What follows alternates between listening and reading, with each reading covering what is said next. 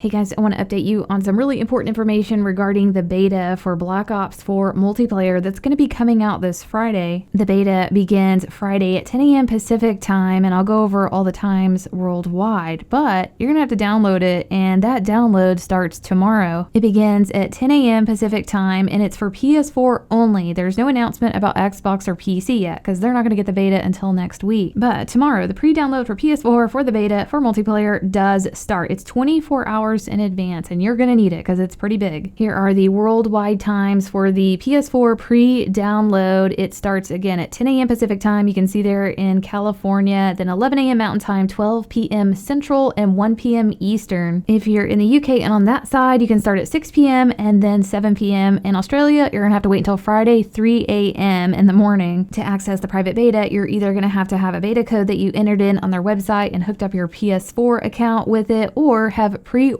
it through the PS4, then you don't need a beta code and you're going to have straight access. I've got 17 extra beta codes to give away, and I'll be doing that on my Twitter tomorrow for those people that just weren't able to get a beta code or purchase the game yet. For the actual download of the beta, people are thinking that you're probably going to have to go to the PlayStation Store and go to the free category. This is where it's showing up for some people right now. This image here is a screenshot of the PlayStation Store from a community member that was actually able to access it in the store, but when they clicked on it, it didn't do anything. But it's possible that this is where it's going to be located and what it's going to look like in the store. There was another community member from France by the name of D Jack that was actually able to download it and get it in his games library, and he said he had some kind of special code that allowed him to download it, but not too sure on that. But he did legitimately download it, and he does have it on his PlayStation. It looks like once you do get it downloaded, that's going to be the icon that shows up for it. He showed a screenshot of what it looks like when it's actually downloaded, and it's 33.8